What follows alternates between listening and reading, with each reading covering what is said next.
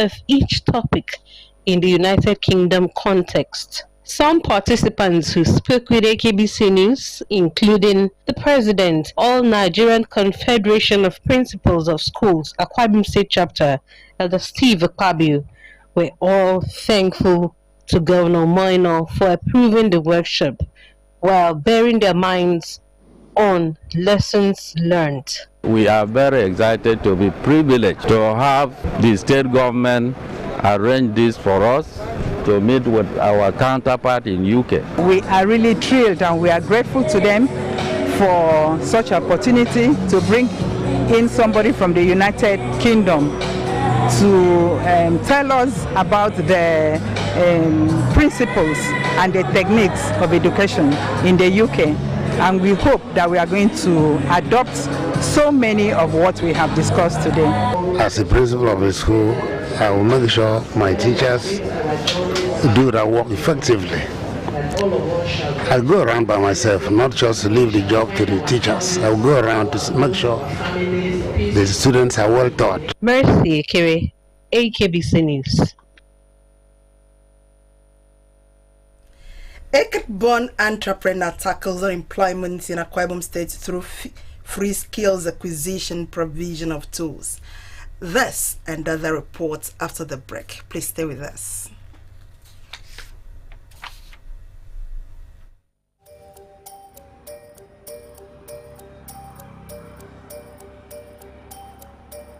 I just want your papers, please. Sorry.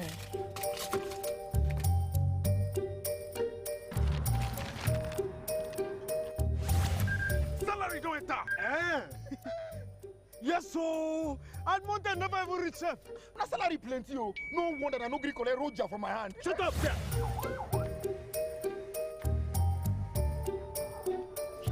I'm here to bail my younger brother.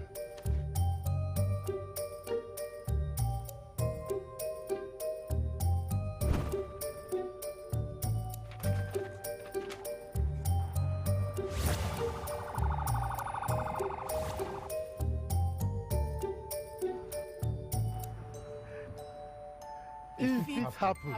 With good law, Proper funding, training, and cooperation. if it happen.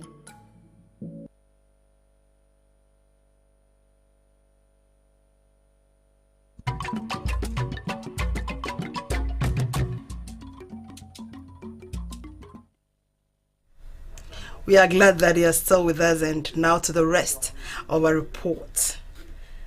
Putting an end to the prevalence of cultism, drug abuse, violent crimes, and other antisocial vices were on the front burner Wednesday at an Enlightenment and Empowerment Summit for Uran youth. The summit was put together by Uran local government in collaboration with a special assistant to the Governor on Youth in Uyo Federal Constituency, Mr. Doron Yenumo.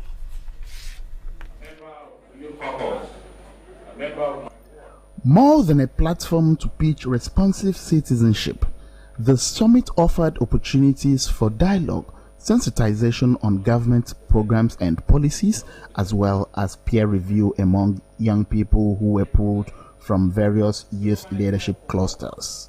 Frowning at the rising spate of indulgence in antisocial vices, the Transition Committee Chairman for Uran, Surveyor Iniobong Ekpenyong, enumerated its negative impacts on society and charged the youths on productivity as the government was committed to improving their livelihood. There's a particular clique from one village to another stealing items from the transformer. And we expect government to continue to provide electricity.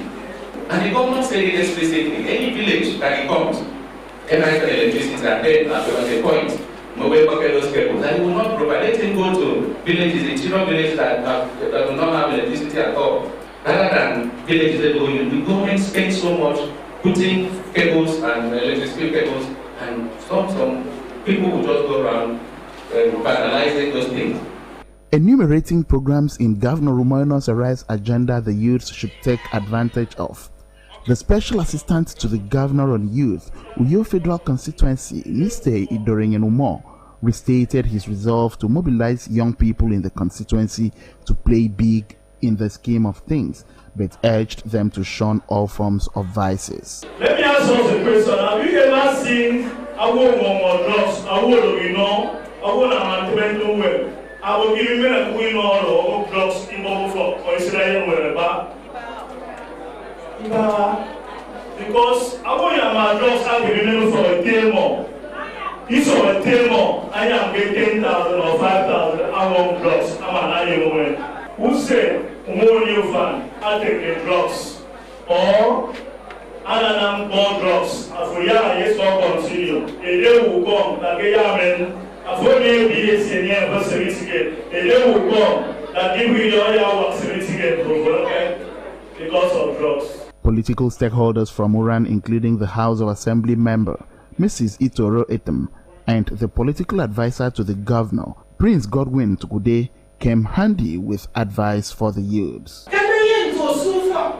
Train the top for your phone because we are this time more than I ever be done. Who train him for your phone before you make any for your so called I know when you walk again. The domination is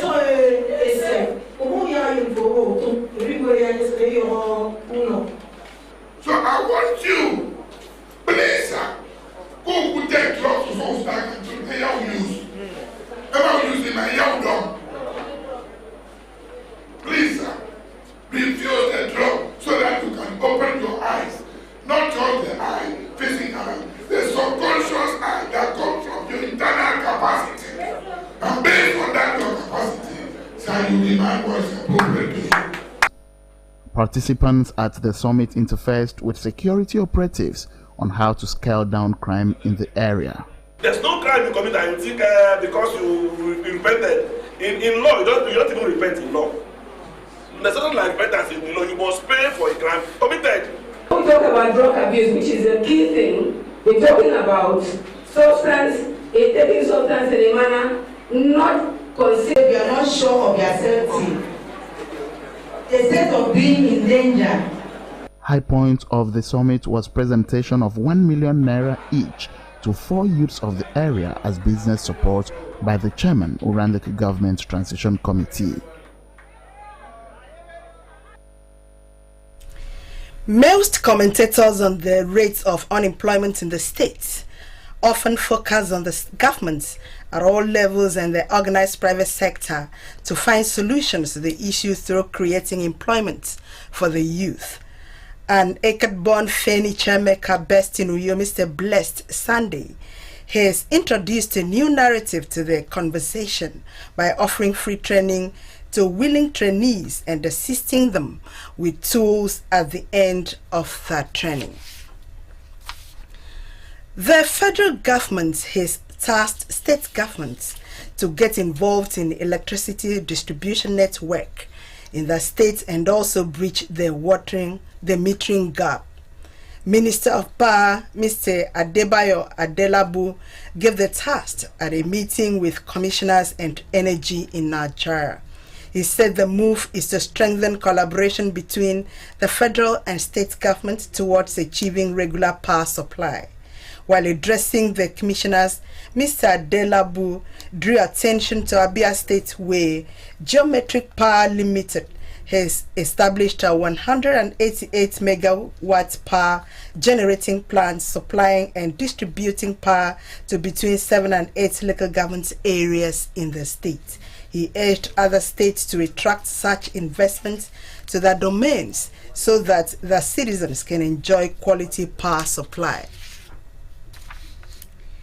House of Representatives has inaugurated a 23-man committee to study the proposed restructuring and federal government agencies in line with Stephen Oronsaye reports.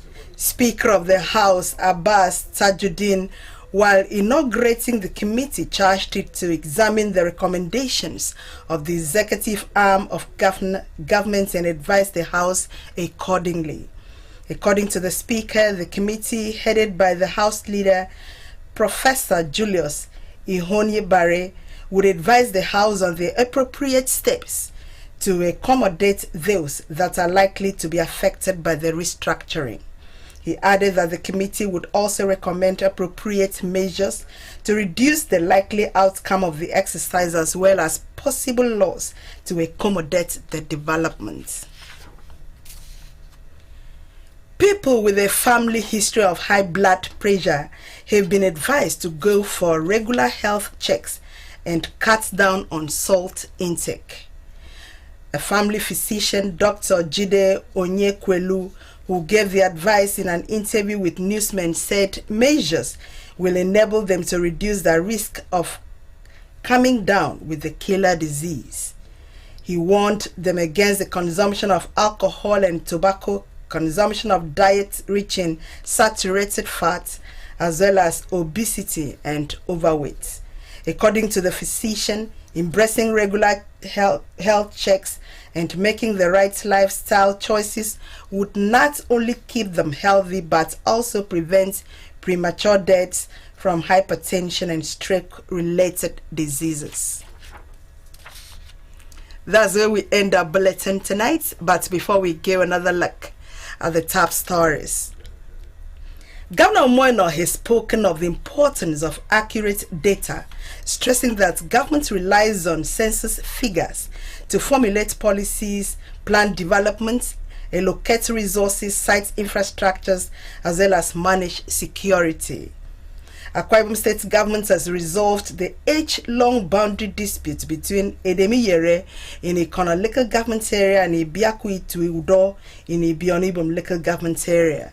The peace deal was sealed Wednesday with a tree planting ceremony to demarcate the two hitherto feuding communities. We also brought a report that the federal government has tasked state government to get involved in electricity distribution network